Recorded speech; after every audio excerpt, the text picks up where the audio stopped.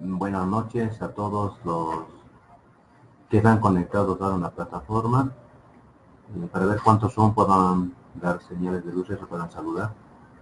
Buenas noches. Aún todavía somos pocos, pero de igual forma vamos a continuar con la tercera unidad del módulo de Derecho Laboral dentro de lo que es la maestría en Psicología Organizacional para el Desarrollo de Recursos Humanos. Vamos a hacer una pequeña retroalimentación respecto a la primera unidad y a la segunda unidad para poder decaer en esta tercera unidad y culminar lo que es la cuarta unidad la semana que viene. Habíamos visto en un principio el tema de la construcción de empresas respecto a la selección de talento humano o recursos humanos. Del mismo modo vimos el tema de la relación laboral de manera personal, entre un trabajador y entre un empleador. Hemos visto también el tema de los elementos constitutivos de un contrato laboral, la diferencia de lo que hay un contrato laboral y un contrato de prestación civil de servicios como tal. Y otro aspecto fundamental era los elementos de las cláusulas formales que se establecen dentro de un contrato laboral. Esta tercera unidad se basa como en un principio de lo que es la relación laboral, pero ya no con una persona, con una sola persona, sino de manera colectiva. La tercera unidad está denominada lo que es el sindicato y el fuero sindical. Cuando hablamos del sindicato, hablamos de una asociación o agrupación de personas, de trabajadores dentro de una institución. Y cuando hablamos de un contrato dentro del sindicato con el empleador, estamos hablando de un contrato colectivo, un convenio, un pacto entre el empleador y los demás, y todos los trabajadores. Bueno, hay muchos tipos de sindicatos. La norma, la Ley General del Trabajo, establece el tema de sindicatos de profesionales, el sindicato de trabajadores, de obreros y el sindicato de gremiales. Todos tienen un fin, un objetivo, cada uno va desarrollando su actividad correspondiente. En este caso vamos a un poco centrarnos en lo que es el sindicato de trabajadores dentro de una institución o una empresa como tal. Ahora, una gran diferencia entre asociación en su esencia misma y sindicato como tal. Cuando hablamos de una asociación, es una agrupación de personas, de miembros, partes de una colectividad que se reúnen para poder velar por el bienestar de cada uno de los miembros. Es decir, esta asociación, sin fines de lucro, velan el desarrollo de lo que es la actividad de la asociación comunitaria, de cada miembro, aspecto familiar, cultural, deportivo, etc. Pero cuando hablamos del sindicato, tenemos una agrupación de personas, en este caso de trabajadores, que se reúnen con el fin de proteger sus derechos laborales frente al empleador. Esa es la gran diferencia. Un sindicato nace y se constituye a partir de la relación laboral entre trabajadores frente a los empleadores. Ahora, existe otro tipo de sindicatos. Sindicato de trabajadores choferes de 1 de mayo, como un ejemplo. Esa agrupación vela no por una relación laboral como tal, sino vela más por el bienestar de cada miembro, de cada afiliado como tal, por la actividad laboral que puedan desarrollar. Su ente matriz siempre va a determinar y recaer en lo que es. Bueno, tengo una pregunta, pero vamos a recaer en la pregunta un poco más adelante. El sindicato de trabajadores de choferes, como ejemplo, es un sindicato, una agrupación que está fuera del alcance de una institución, que existe una relación laboral con un patrón y un trabajador, o el empleador con el empleado u obrero. Otro ejemplo es el sindicato de trabajadores de la área de la educación como tal. Ellos velan sí el desarrollo, el desarrollo de lo que es la actividad laboral dentro de la función correspondiente entre el Estado y la sociedad, entre el Estado y los trabajadores. Estos entes de sindicatos están compuestos mínimamente. Vamos a referirnos a un aspecto importante. La composición y constitución del sindicato, la Ley General del Trabajo establece de 20 trabajadores como mínimo.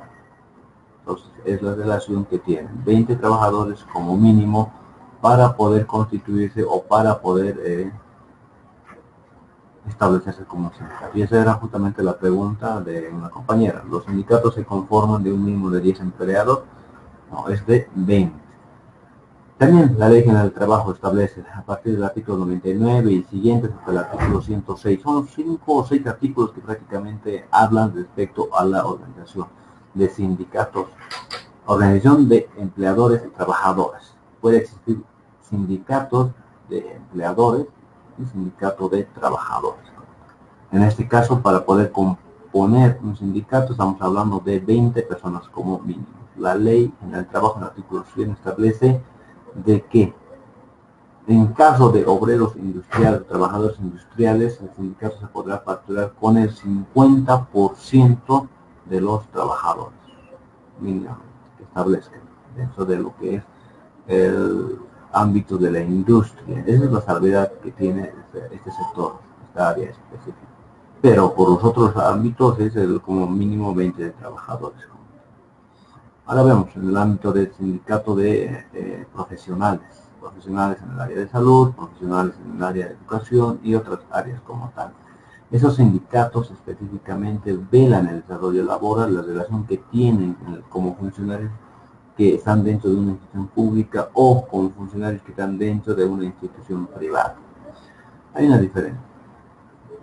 Por ley está prohibido que exista sindicatos dentro de la función pública, pero dentro del nivel central, y no así dentro de del nivel autonómico o dentro del nivel municipal. Cuando hablamos del nivel central estamos hablando de ministerios. Dentro de lo que son los ministerios no podemos hablar de ningún tipo de sindicatos, pero sí, como trabajadores municipales, dentro de los municipios, de los gobiernos autónomos municipales, se establecen lo que son sindicatos compuestos como tal para un fin de velar por la relación que tiene con el municipio y los trabajadores. A diferencia de lo que es el ámbito privado, esos sindicatos van a, dependiendo de la normativa, dependiendo del reglamento, los sindicatos de algunos entes municipales gozan de algún estipendio que se les otorga el empleador. En el ámbito privado no se genera esa situación como tal. El empleador vela el objetivo o la actividad que se ha desarrollado con el ámbito de poder lucrar respecto a las acciones que le lleva a producir la actividad correspondiente de su empresa. Entonces no existe eso. Pero sí en el ámbito público, en algunos excepcionalmente, existe esa cancelación que se les otorga a los representantes de los sindicatos. Para poder establecerse como tal, como un sindicato, existe una organización interna, el directorio o la directiva de cada sindicato. Este directorio o esta directiva como tal llegan a ser electos dentro de una asamblea general como tal de todos los trabajadores. Ahí justamente ingresa lo que es el fuero sindical. El fuero sindical es el privilegio que tienen, el privilegio protectivo que tienen los representantes de los sindicatos. Y la otra palabra obviamente es el desafuero. El fuero y el desafuero. El desafuero es prácticamente deslindarse o desligar al representante del sindicato como tal. Se queda fuera del fuero común.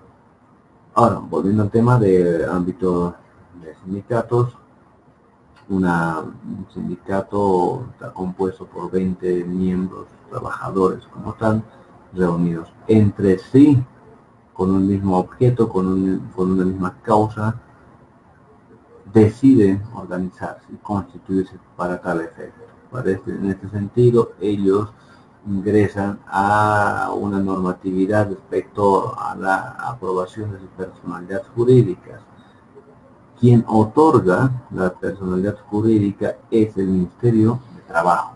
Para eso tienen que cumplir muchos requisitos. El primer requisito establecido es el acta de constitución de todo sindicato. Posteriormente se establece lo que son los estatutos y reglamentos del sindicato. El estatuto del sindicato es la normativa interna o la ley que se sujeta dentro del sindicato.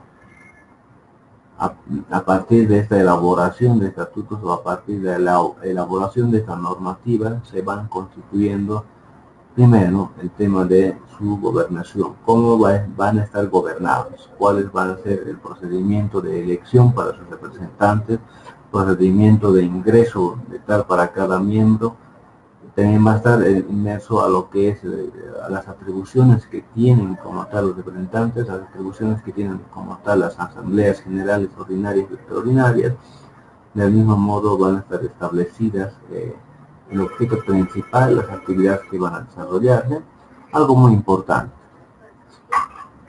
Si bien la norma no prevé o no estipula nada a partir de la constitución de sindicatos, en el tema de aportes que puedan otorgar los trabajadores. Pero si el sindicato necesita que tenga un patrimonio específico, un patrimonio especial, se establece de que tiene que otorgar una cuota correspondiente mensual, bimestral o trimestral. Este punto es muy importante porque a partir de los aportes o cuotas que dan cada miembro del sindicato va a crear su propio patrimonio para poder aplicar o ejecutar acciones respecto a vulneraciones de vulneraciones del derecho laboral o del derecho del trabajo frente a la actividad que realiza ante el empleador. Dentro de la constitución de patrimonios que tengan los sindicatos están establecidos el tema de las cuotas, el tema de los que hayan adquirido tal vez algunos bienes específicamente, ya sean registrables o no registrables. Del mismo modo, dentro del estatuto está establecido el tema de cómo van a poder operativizarse o cómo van a poder desarrollar el trabajo entre los miembros del sindicato y la directiva o el directorio como tal. Así también dentro del articulado del estatuto se va a establecer el tema de la disolución y extinción como tal del sindicato específicamente. Una vez compuesto, una vez organizado y constituido el sindicato de trabajadores de la institución, ellos tienen el derecho y la voluntad de poder afiliarse a una federación. La federación es la unión o la asociación de 3 sindicatos como mínimo. Las federaciones siempre van a ser departamentales, como entes representativos a nivel departamental.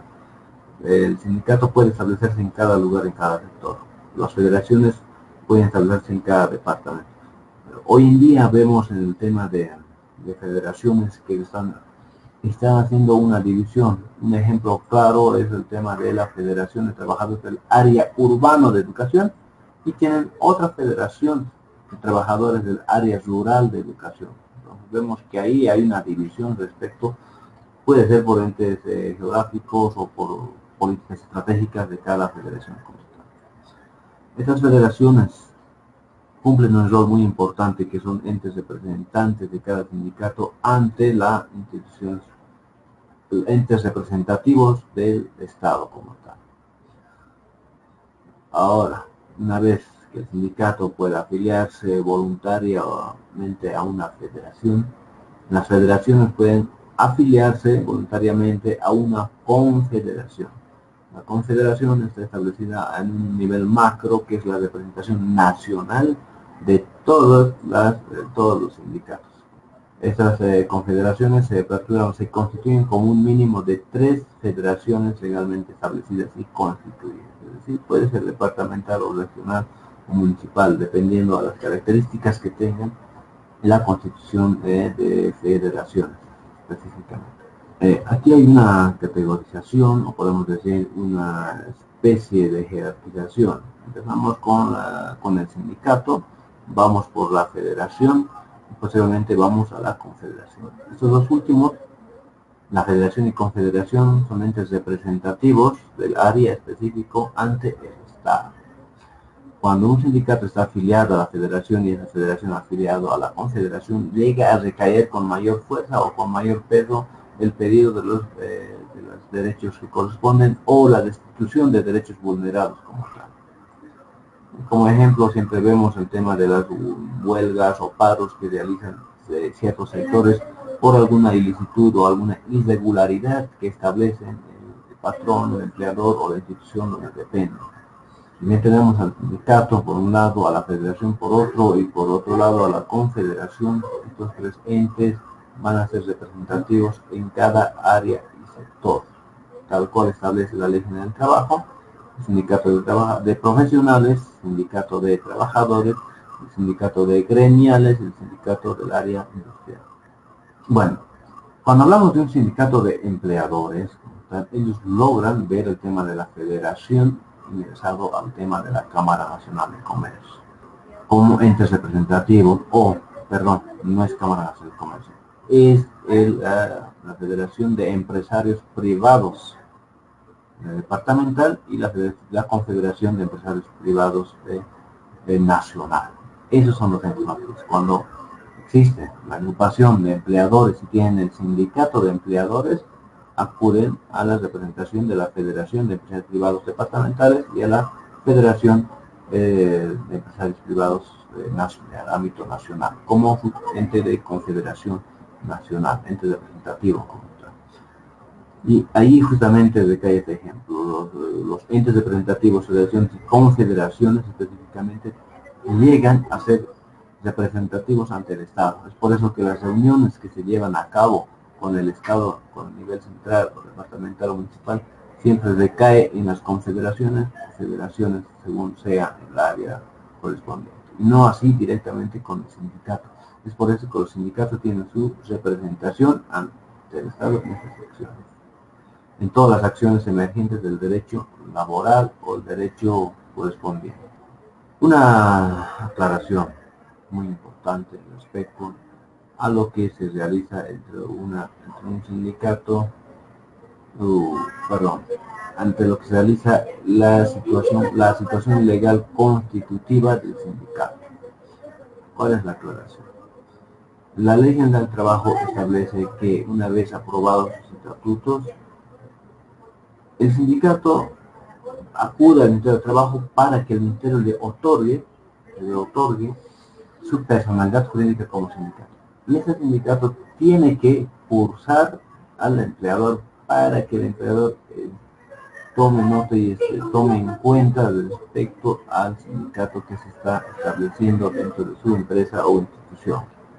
En el ámbito público vamos a poder remarcar o denotar aspecto fundamental. Si bien en el aspecto del área o del sector municipal se puede establecer sindicatos, más allá de eso, una institución pública puede determinar si existe uno o dos o tres o cuatro sindicatos para el efecto. Pero en el ámbito privado, por el carácter de ser probablemente depresivo un sindicato ante las arbitrariedades que emergen del empleador, el empleador siempre va a tratar de desvincular o destituir a los representativos o prácticamente va a poder querer desequilibrar a todo el sindicato como tal. Viendo esto desde una óptica del empleador. Si nos vamos desde una óptica del trabajador, es muy conveniente por el tema de que llegan a tener muchos beneficios y logran adquirir un derecho representativo como tal.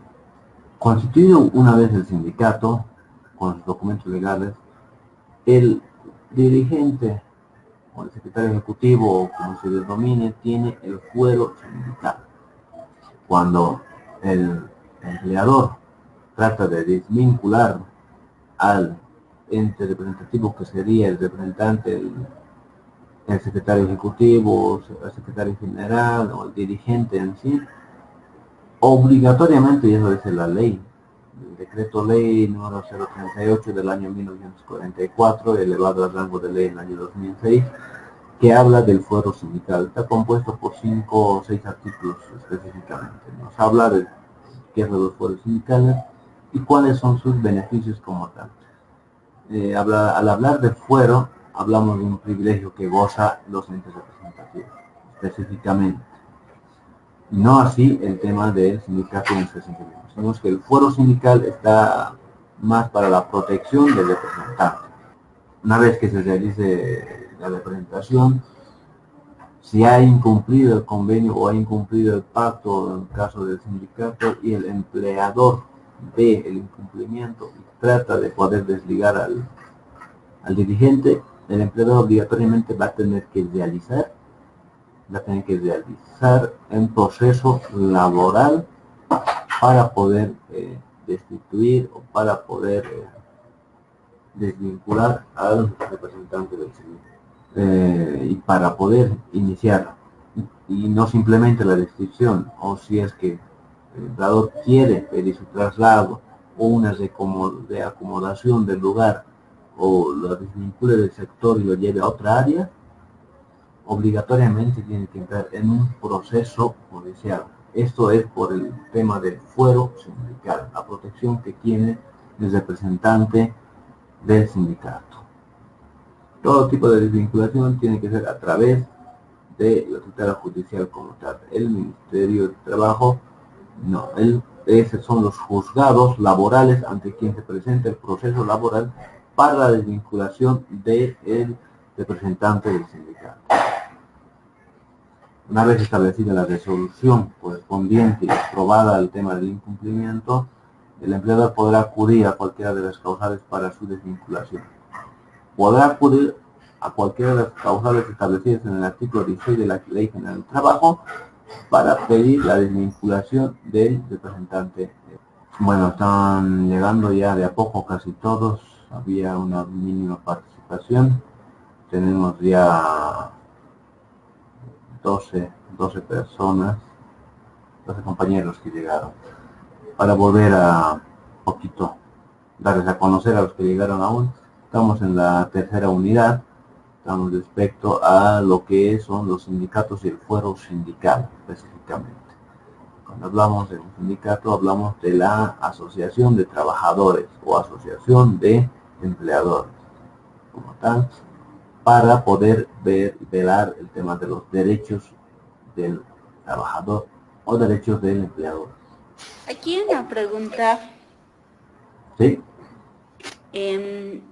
Hay algunas instituciones privadas que cuando se comienza, a hacer un movimiento para formar un sindicato dentro de la organización, se ha visto casos de despido a esas personas. Porque supongo que por la ley es un derecho que tienen los trabajadores, ¿no? El poder crear un sindicato. Pero creo que a muchas organizaciones no les conviene que dentro de su empresa haya un sindicato de trabajadores. Y tengo conocimiento de varios lugares que cuando ha habido alguien que empezaba a liderar este movimiento, se lo ha retirado. Definitivamente, un empleador o dentro de una institución, ya sea en el ámbito de los socios o simplemente en el ámbito del ente propietario, lo ven al sindicato como una amenaza vulneratoria a los derechos del empleador. Por esa misma situación, muchos van a poder actuar de esa misma naturaleza. El armar o constituir sindicatos está protegido desde la Constitución Política del Estado, al amparo de la libre asociación. Todos tenemos la libertad, el derecho de poder agruparnos con fines lícitos para poder proteger nuestros derechos, ya sea laborales, ya sea comerciales, etcétera, etcétera. Entonces, el poder organizarse y constituirse como un sindicato es constitucional, como un derecho constitucional, es legal. Ahora, si nos vamos a la otra cara de la moneda, hablamos del tema de los empleadores, siempre lo van a ver como una situación de amenaza respecto al decremento de la economía. ¿En qué sentido? De que puede que exista una demanda de beneficios sociales colectivos, de manera macro, una afectación directamente al patrimonio del empleado. Uno, puede existir cualquier situación de alevosía, aduciendo que tienen el derecho de poder organizarse, realizar otro tipo de actos que sean vulneratorios al derecho del empleador. Del mismo modo, la norma protege al empleador. No es que está libre, suelto frente a este tipo de actuaciones ilegales o ilícitas. Incluso, como ejemplo, vemos el tema de una huelga ilegal que pudiera suscitarse. El empleador puede lograr acudir a otro tipo de tutela, ya sea el ámbito laboral, penal, administrativo o civil, como corresponda, para poder demostrar la huelga ilegal como tal, efectivamente. Pero si nos vamos y vemos de este otro tipo de enfoque, un sindicato siempre va a ser un potencial para el desarrollo de la empresa o industria específica.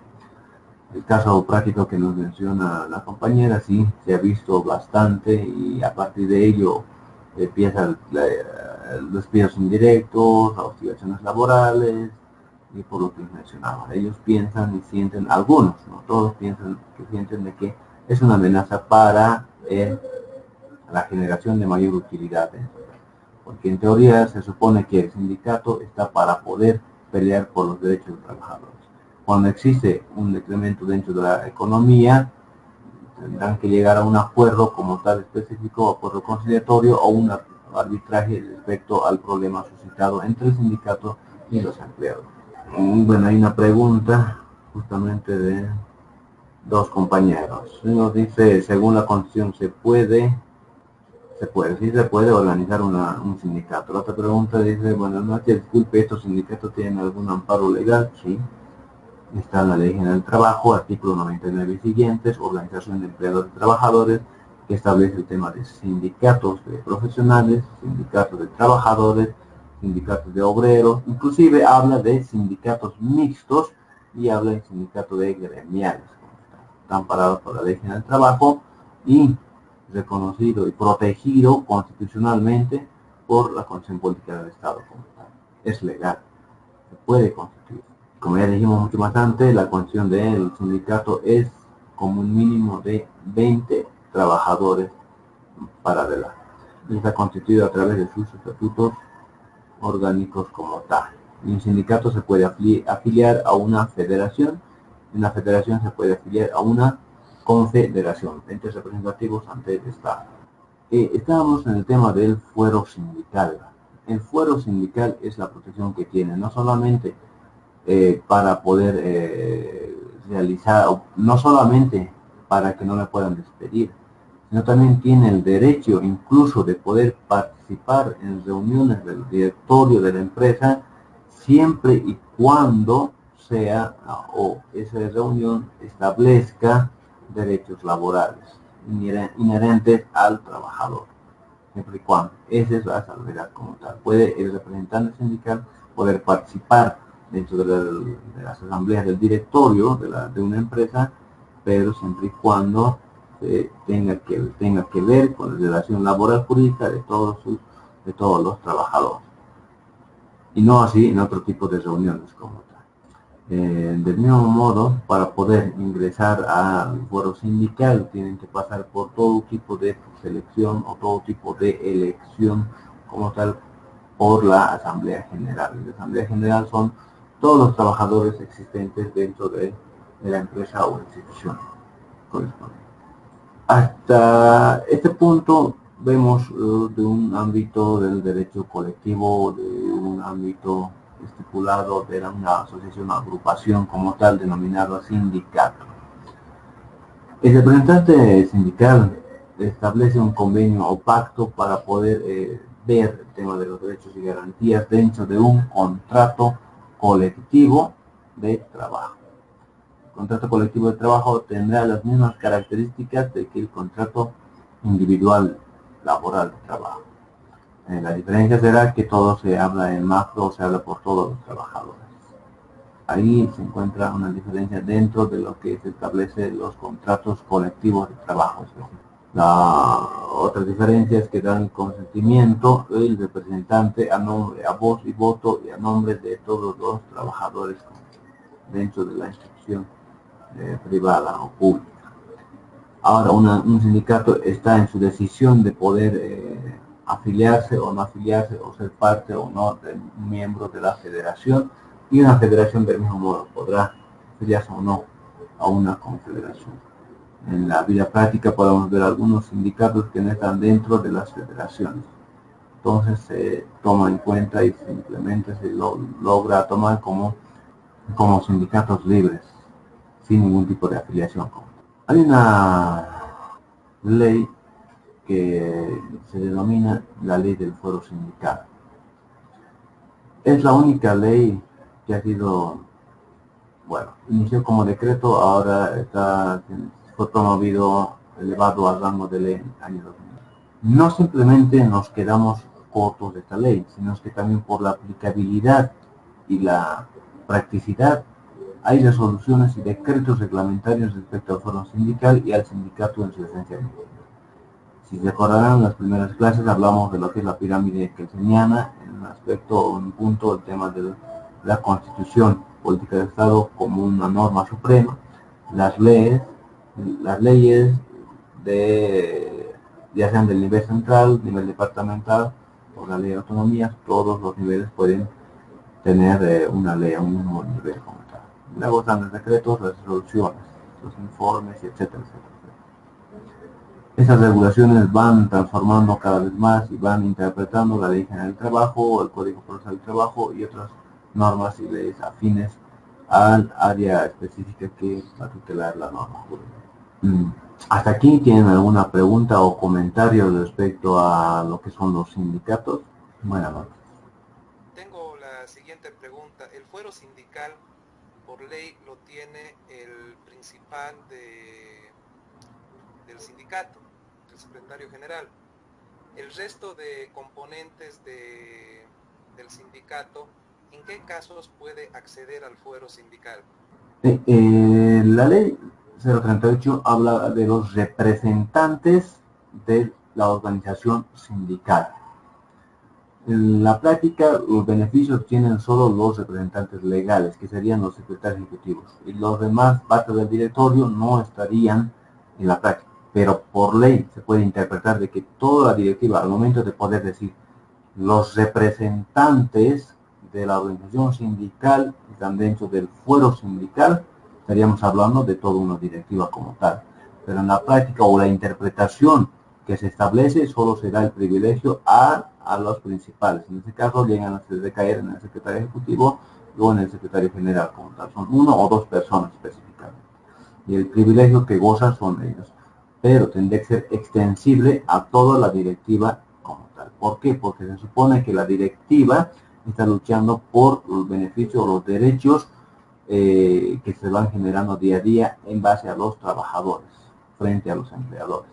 Entonces, si interpretamos desde ese punto de vista de lo que dice el artículo 3 del Decreto Supremo 038 de 1944, podemos ver de que toda la directiva compuesta llega a tener ese privilegio del fuero sindical. Esto es como un ejemplo dentro del fuero parlamentario que tenemos. El fuero parlamentario en temas de senadores, diputados, en la protección que se establece. De la misma situación es el fuero sindical, que tendría que ser extensible a toda la directiva. De nada, vamos a ver otras preguntas. Dice, ¿y qué pasa si no permiten que se formen sindicatos? Los representantes ante la COP. En caso, y se ha visto, como ya mencionaban algunos ejemplos atrás, de que hay empleadores que no determinan o no asimilan la organización de sindicatos dentro de sus empresas o dentro de sus instituciones como tal. Pero si vemos un poco más allá del tamaño de empresa, la mayoría, y un ejemplo clásico es el tema de la cervecería. El tema de la cervecería tiene más de 50 o 100 trabajadores como tal, ellos obligatoriamente tienen un sindicato. No pueden negarse a un sindicato porque la cantidad de trabajadores lo determina. Cuando existe una mínima cantidad de 20 o 25 trabajadores, el empleador trata de deslindar o desligarse.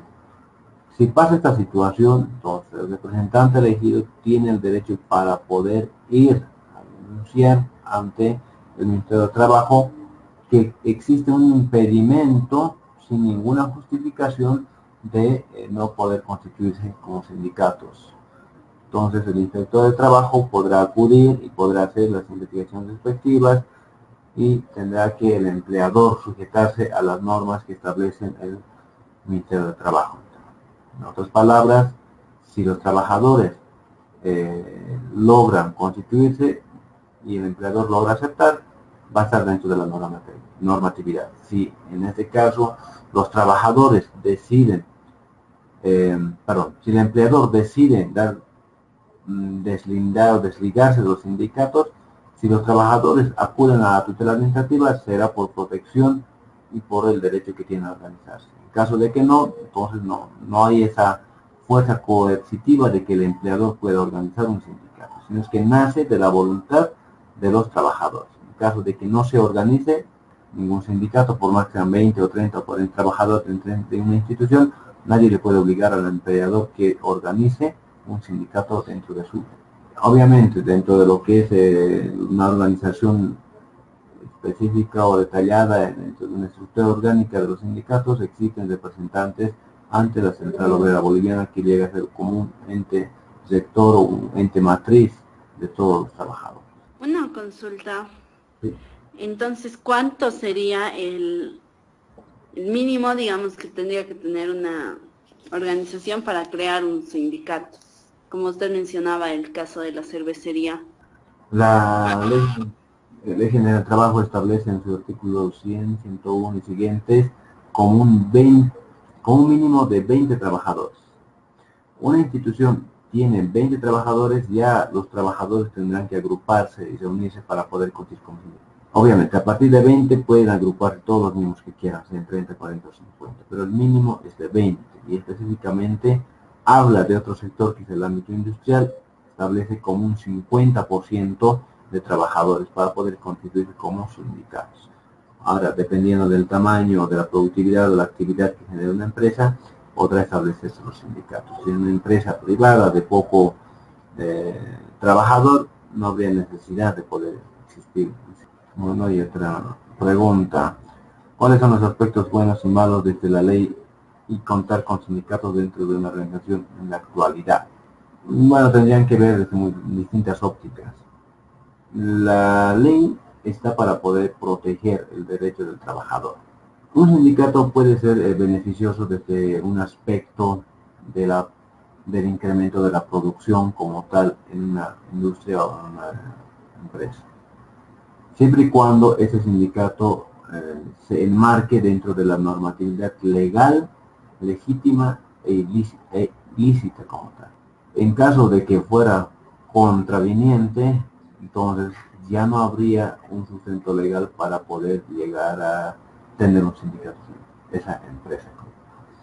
El beneficio puede ser respecto a una organización que tienen los trabajadores para poder impulsar las utilidades o para poder generar mayor productividad respecto a la actividad que genera. Si un empleador ve un atentado contra a sus ingresos, un atentado en contra de su patrimonio, puede pedir el tema dentro de un convenio pactado entre el representante sindical en la rebaja de la remuneración de trabajadores. Cuando existe ese aspecto, obligatoriamente tiene que el representante llevar a cabo o pasar a socializar la propuesta a la Asamblea General de Trabajadores, quienes podrán decidir o no respecto a la propuesta de la disminución como tal de los salarios respectivos. Entonces, al momento de poder hablar de beneficios que tenga un sindicato, inclusive se puede estipular este tipo de aspectos para poder renegociar y negociar el tipo de remuneración como tal, porque una voz de la representación sindical es la voz de todos los trabajadores. Otra pregunta, los empleados que son contratados a contrato, que trabajan de manera permanente en una institución, ¿pueden organizarse y confirmar un sindicato? No. Obligatoriamente todos los trabajadores que tengan una antigüedad o estén con un contrato indefinido están con el derecho de poder constituirse en un sindicato. En la teoría y en la práctica vemos, cuando hay una contratación laboral, una empresa puede iniciarse con 5 trabajadores.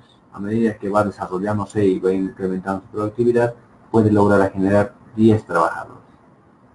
Sucesivamente hasta 15 y 20. Ya va a depender de los trabajadores como tal, que pertenezcan o no pertenezcan al sindicato, constituirse o no constituirse como tal.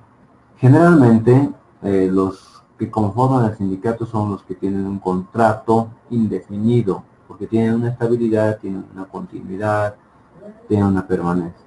Y es una de las características específicas del sindicato, que el sindicato tiene que ser permanente, tiene que ser estable, para que se pueda luchar por los beneficios de los trabajadores. Obviamente, eso tiene toda una historia. Inicia todo desde la revolución del año 1952 aquí en Bolivia, con el primer sindicato de la minería, sindicato de mineros. El tema de la esclavitud patronal respecto al ámbito laboral da el nacimiento a la organización de trabajadores para poder constituirse como un sindicato en protesta o en contra de la vulneración de derechos que tenían los empleadores ante los trabajadores. A partir de ello, esta organización decae con más fuerza en la actualidad por la cantidad de trabajadores que en una institución puede establecerse, ya sea en una institución pública o en una institución privada. Ojo, cuando hablamos de institución pública nos referimos netamente al ámbito del nivel municipal. Bueno, continuando respecto a lo que son los sindicatos, vamos a ver otros 2 puntos importantes. Las formas de cómo logran extinguirse los sindicatos. Vamos a abordar 2 puntos. 1, en el tema de que la Asamblea General de Trabajadores decide dar por extinguida el tema del sindicato. Por X motivo, X causales. Una de las principales llega a recaer en el mal manejo o administración del sindicato. Si bien los estatutos pueden establecerse como una cuota que se establece para pertenecer al sindicato, o cada miembro establece un monto específico mensual o bimensual o trimestral, eso llega a generarse como un patrimonio para poder desenvolverse y desarrollarse. En caso de la liquidación o la extinción del sindicato, la norma prevé de que todo el patrimonio generado, ya sea de bienes fungibles, no fungibles o bienes sujetos al registro, pueda pasar al siguiente sindicato que tenga con mayor necesidad. Al igual que las asociaciones, como un ejemplo, una asociación que se extingue o se va por la liquidación, todos los bienes habidos y por haber dentro de lo que es la asociación se transfiere a otra institución con fines similares. El sindicato de la misma forma logra establecer su extinción o liquidación, que todo lo que tenga adquirido durante la estabilidad del sindicato puede transferirse a otro. Otra de las causales para una extinción se establece el tema de la quiebra legal de una empresa. Pero en este sentido se puede otorgar el tema de la liquidación a los trabajadores, cuando existe la quiebra legal o la quiebra técnica respecto a una empresa. El representante sindical va por la propuesta de la liquidación de los beneficios sociales masivos de toda la colectividad que representa. Aquí hay algo muy importante. La norma prevé 2 aspectos. 1, cuando existe la quiebra técnica o la quiebra legal como tal, si el trabajador tiene el derecho de poder cobrar derechos de beneficios sociales y toda la colectividad del sindicato, el empleador puede renegociar cancelando con sus bienes. Ahí se encuentra la figura de que el trabajador pasa a ser el empleador. ¿Por qué? A falta de una liquidación como tal en efectivo, llega a otorgarles la titularidad de la empresa a los trabajadores. Aquí hay en algunos aspectos o en algunos puntos escuché decir una mala conceptualización de que en cualquier momento un trabajador puede apoderarse de la empresa como tal por X motivo, por deuda de beneficios sociales o por otro tipo de deudas. No es así. La única forma de que el trabajador pase a ser empleador es cuando existe una quiebra y cuando el empleador no sea solvente, no pueda demostrar la cobertura económica que adeuda con los trabajadores.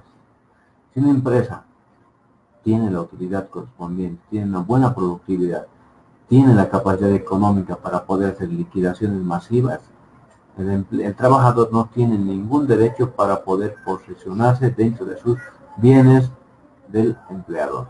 Más al contrario, estaría siendo un atentado al derecho al trabajo para el empleador, un atentado en contra del ámbito de la actividad comercial, el lucro cesante, correspondientemente tal como establece el Código de Comercio.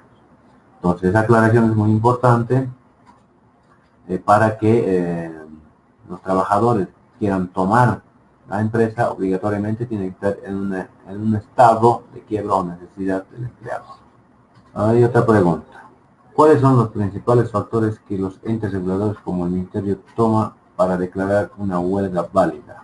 Bueno, el tema de la huelga y el lockout vamos a verlo en la tercera clase, pero vamos a un poco adelantar algunos aspectos, no en su totalidad porque no nos vamos a quedar sin tema para el tercer día.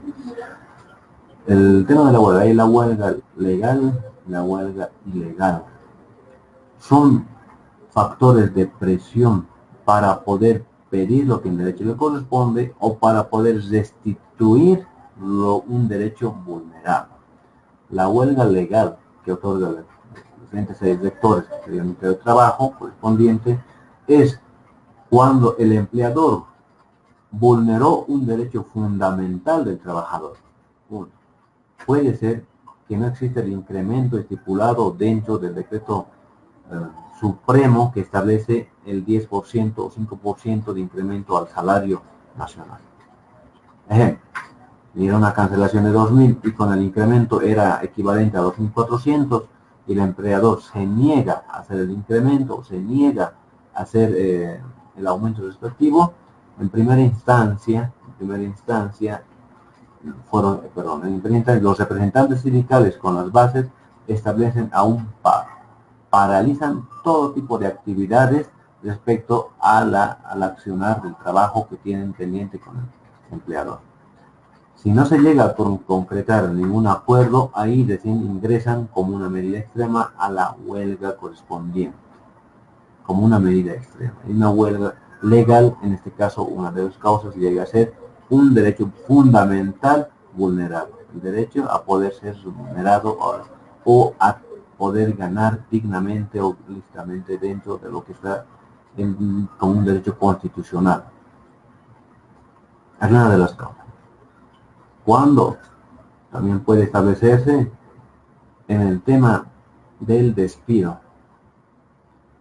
se habla mucho de la masacre blanca.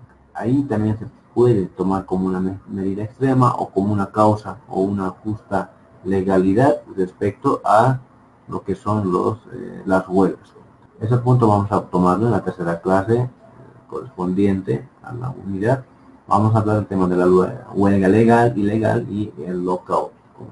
No hay más preguntas. Bueno, en este punto recaemos a, si bien se ha partido de una explicación la unidad 1 y la unidad 2 respecto a la relación laboral de una persona y el empleador, al momento de poder hablar de una colectividad, el empleador se toma una carga social más respecto a la obligación que tiene ante los trabajadores.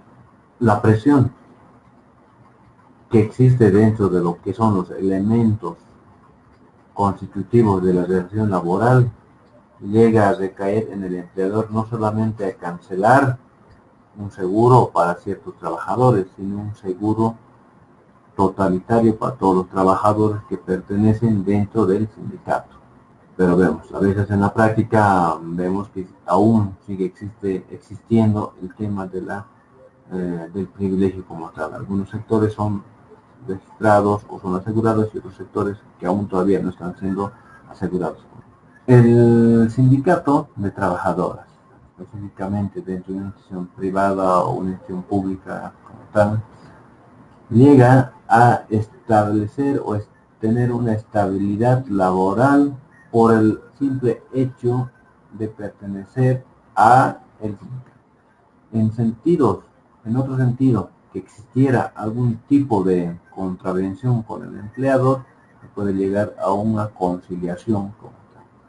En caso de que no existe esa conciliación, pueden llegar a la intervención de un árbitro que diría que tendría que pactar un acuerdo entre ambas partes. Una vez teniendo la resolución del árbitro, emitirá un laudo arbitral. El laudo arbitral es de cumplimiento obligatorio para cualquiera de las partes que haya sido beneficiado con el laudo arbitral. En caso de que no sea reconocido este laudo arbitral o no se tenga el cumplimiento del laudo arbitral, la parte afectada tendrá que acudir obligatoriamente al juez competente para la homologación de este laudo y el cumplimiento efectivo con el arbitraje y conciliación. Son parte de las actividades de mediación de una empresa o institución como tal, dentro de los conflictos establecidos o dentro de los conflictos que tiene el sindicato con el empleador, respecto a cualquier causa específica o explícita dentro de la norma legal correspondiente. El procedimiento respecto a una conciliación, a un posible acuerdo transaccional dentro de la relación laboral jurídica entre la empresa y trabajadores, se inicia respecto a la vulneración de cualquier derecho. Siempre el representante obligatoriamente va a contar con el respaldo de los trabajadores. A veces, en la misma práctica que algún representante sindical llega a tomar énfasis por asuntos personales y no tiene nada con la defensa de los derechos como tal. En ese sentido, el representante sindical, si logra tomar fuerza, logrará entrar a un acuerdo transaccional. Y si no, puede ser una causal del cambio de representación respecto a la asamblea de trabajadores que tenga, porque llegaría a ser un autoatentado en contra de los derechos fundamentales del trabajador. Y el empleador tiene el derecho y tiene el privilegio y la protección constitucional para poder acudir a cualquier ámbito judicial respecto a esta específica situación de que el representante legal actúa en beneficio propio y no así de la colectividad. Buenas noches, una consulta. ¿Sí? ¿Hay algo que regule el tiempo de permanencia de un representante de sindicato? ¿Hay algo que permita al empleador requerir la alternancia de representantes del sindicato, siendo que hay casos donde el representante del sindicato perdura por muchos años, ¿no? Entonces, finalmente para el empleador es una persona a la que se le paga, pero no produce nada dentro de la empresa, ¿no? Entonces, en ese sentido, ¿hay la posibilidad de requerir la alternancia? ¿Se puede negociar o hay una forma de legal o algo que esté normado para que un representante del sindicato tenga un determinado tiempo de participación?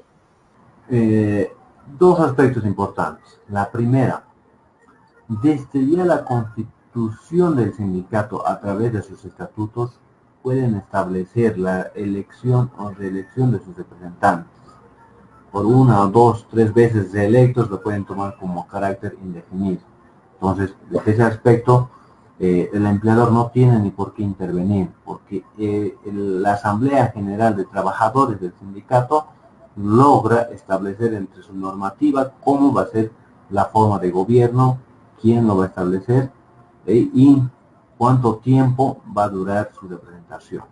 Del mismo modo, al empleador la norma, si bien no le protege, pero le da un camino para poder deslindar o desligarse de este tipo de representaciones, como acabo de mencionar, de manera indefinida, pero que es atentatorio a la actividad laboral dentro de la empresa. La única forma para poder destituir el empleador al representante sindical es por un proceso judicial. La Ley de General del Trabajo establece como causales los 4 o 5 puntos establecidos en el artículo 16 de la Ley General del Trabajo, de los cuales el incumplimiento al convenio o pacto. Si el representante sindical llegó a un acuerdo inicial al momento de firmar un convenio, pacto y el contrato colectivo, un ejemplo, podemos hablar del tema de las horas. Se ha establecido una hora específica con un descanso de media hora, 45 o una hora como máximo.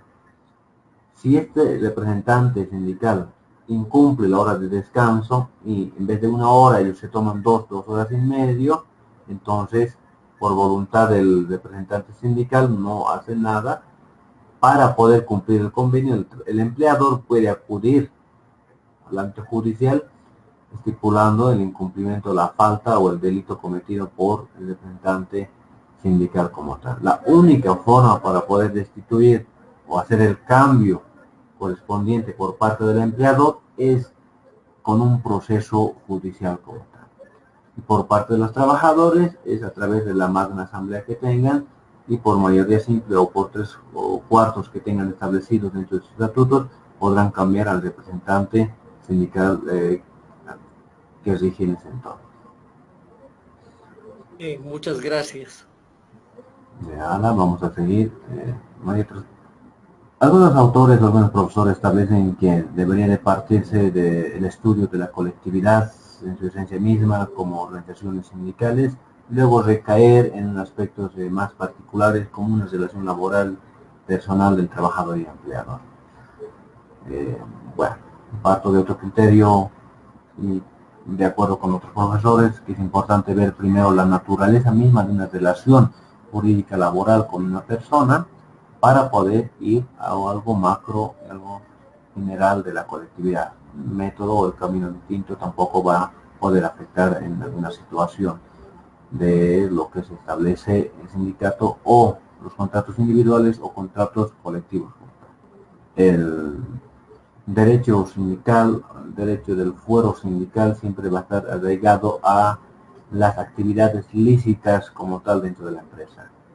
Por X motivo, el representante sindical o los trabajadores tratan de ir ante el patrimonio de la empresa o ante la utilidad o la producción del empresario, la empresa podrá, el empleador podrá acudir a las vías correspondientes. No solamente existe la vía laboral como tal, puede existir la vía penal por el daño o destrozo a propiedad privada o el daño o destrozo a las maquinarias, específicamente de trabajos, maquinarias industriales o maquinarias de producción.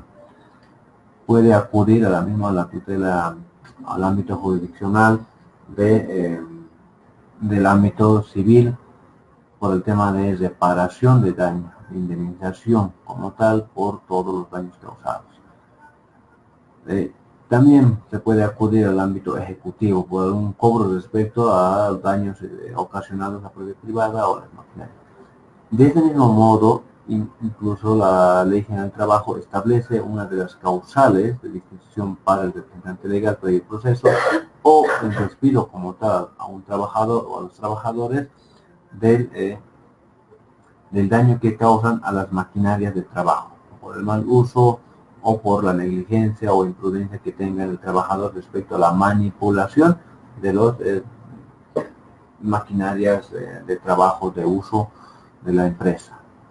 Son causales específicas, causales explícitas para poder determinar los daños como tal dentro de la actividad que es realizada. En caso de que sea la afectación para un trabajador, entonces la negociación va a ir por parte del representante sindical o acudiendo por la voz y voto del trabajador específico. ¿Qué rol cumple las federaciones y qué rol cumple las confederaciones? El rol que cumple las federaciones y confederaciones es el rol de representación ante el Estado. Como ejemplo, hubo muchas marchas de los sindicatos de trabajadores del área de salud, quien también se pronunció, la Federación Departamental de Trabajo y Salud, y al mismo tiempo fue apoyado por la Confederación. Estos entes de confederación y federación son las personas que van a ir a mediar con el nivel central del Estado o el nivel central, al nivel correspondiente del Estado para poder llegar a un acuerdo respecto al derecho vulnerado o a la restitución de unos derechos. El tema de sindicatos siempre ha sido un punto a favor o importante para poder pelear por todos los trabajadores. Siendo desde ese punto de vista llega a ser un poco beneficioso para la empresa por el tema de la productividad que se llegaría a establecer con una colectividad organizada de trabajadores. El ente matriz que reconoce las personas jurídicas, y vamos a tomar como ejemplo el tema de asociaciones y otros tipos de sin fines de lucro. Cuando hablamos del sindicato, primero va a tener que obligatoriamente tener una personería jurídica y su personalidad jurídica, quien el ente rector es el Ministerio de Trabajo como tal. El Ministerio de Trabajo no solamente extiende las personalidades jurídicas de sindicatos, también extiende el tema para las cooperativas. Antes de la gestión 2015, el ente central, el gobierno departamental, eran prefecturas, podían emitir resoluciones a nivel nacional, temas de personalidades jurídicas, ya sean para asociaciones, ONG, fundaciones, sindicatos, como el tema de la aprobación de sus estatutos y reglamentos. A partir de la gestión 2015 con la ley 351, el tema de asociaciones, ONGs, entidades sin fines de lucros, organizaciones sociales dentro de esas áreas, el nivel es el Viceministerio de Autonomía, actualmente quien otorga su personalidad jurídica y la aprobación de sus estatutos y reglamentos. Y así hay cada área o ente regulador específicamente.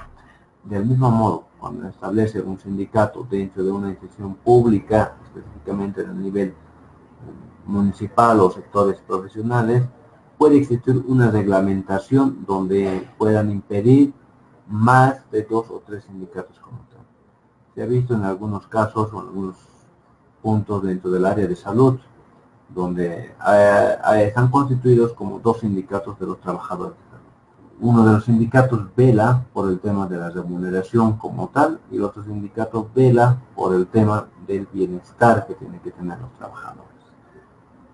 Bueno, como un ejemplo, en el ámbito del Ministerio de Salud, en el área de salud, querían ingresar con tener un tercer sindicato, pero su reglamentación tenía la prohibición de tener más sindicatos, a no ser que excepcionalmente 2 sindicatos.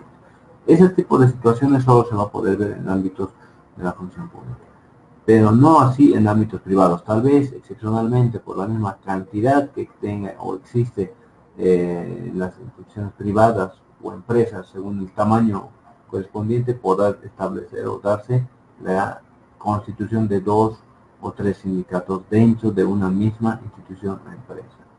Eso va a depender, primero, dentro de la reglamentación de la empresa que establezca y aprueba el tipo de cuántos sindicatos podrán establecer. Si estamos en una institución privada, si el sindicato lo vemos como una amenaza dentro de la generación de utilidades, dentro de mis reglamentos podré establecer que está prohibido la constitución de 2 o 3 o 4 sindicatos, pero así está permitido de la constitución de un solo sindicato que pueda velar y gozar por el derecho de la comunidad de trabajadores. Hay otras excepciones que se pueden estipular.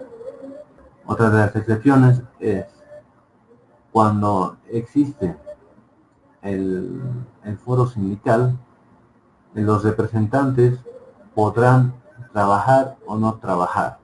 Va a depender mucho de cuál es el convenio o pacto que tienen entre el empleador y los trabajadores. En algunas empresas privadas, instituciones privadas, se puede denotar de que el representante sindical que tiene el foro sindical trabaja, igual va produciendo, pero en tiempos que tenga que ir ante la representación de sus federaciones o confederaciones como tal, automáticamente tiene el tema de la comisión o el permiso correspondiente, sin descuento alguno. O ya sea que el mismo trabajo lo establece en la misma institución o empresa, el representante sindical podrá tener el beneficio de y gozar el tema del descanso mayoritario o otro tipo.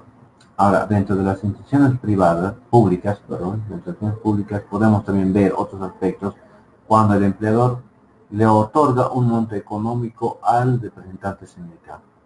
Desde cualquier punto de vista, ya sea por políticas estratégicas o estrategias de negociación con sindicatos o agrupaciones de trabajadores, el empleador va a determinar el aspecto importante si otorga o no otorga el correspondiente monto económico al representante sindical. Eso se puede ver en ámbitos de la función pública, no así en ámbitos de las instituciones privadas. Ojo, mucho va a depender de la disposición que tenga el empleador. Si bien la norma no establece, simplemente te da un paraguas de cómo debe organizarse un sindicato, y tampoco hay otro tipo de respuesta de la norma respecto a los empleadores, cuáles son los roles que tienen que cumplir ante el sindicato, sino es que están basados prácticamente en los derechos y obligaciones que tienen ante una colectividad o ante personas naturales. Vale, ya concluyendo esta clase de la unidad 3, si tienen alguna pregunta respecto a lo que son los sindicatos o el foro sindical, para poder responder, y la última parte vamos a dedicar a aspectos netamente de trabajos del módulo. Antes de que se desconecten, voy a tomar un punto importante, el tema del trabajo del módulo. Un trabajo, me dijeron que tienen que hacer un trabajo final de módulo. Para esto voy a ver el tema de poder, no sé cómo pueden organizarse por grupos o ya están organizados por grupos para que el trabajo no sea individual. Si alguien puede contestarme esa pregunta, si están organizados por grupos o los trabajos siempre hicieron individual. Tenemos grupos de trabajo, pero nos organizamos igual, digamos, si se crean nuevos grupos o continúan con sus grupos anteriores, no hay problema. Perfecto, me parece bien. Entonces, ¿podemos mantener los grupos o quieren cambiar de grupos? Sería más conveniente porque seguro que ya están más acercados a las personas que tienen sus grupos. Lo que sí es que podemos... Aparte ya tenemos igual grupo de WhatsApp, así que podríamos mantener el grupo del anterior módulo, ¿no? Si quieren, obvio. Sí, estamos de acuerdo. ¿Hay otra voz que se pronuncie? Bueno, no hay nadie más que se pronuncie, entonces vamos a tomar los mismos grupos que tienen. La siguiente clase les voy a dar antes, ¿cuántos grupos están organizados? Somos 3 grupos de 7 personas. 3 grupos de 7, 21, entonces van a ser 3 trabajos. Ya, entonces la siguiente clase yo les doy el trabajo a cada grupo para que al finalizar del módulo me puedan presentar, como que de manera en PDF, y lo puedan cargar a la plataforma. Ya, entonces quedamos en esta situación de que se mantienen los grupos, los 3 grupos y de las 7 personas. Muchas gracias, concluimos la sesión de hoy. Nos vemos la siguiente clase. Muy buenas noches.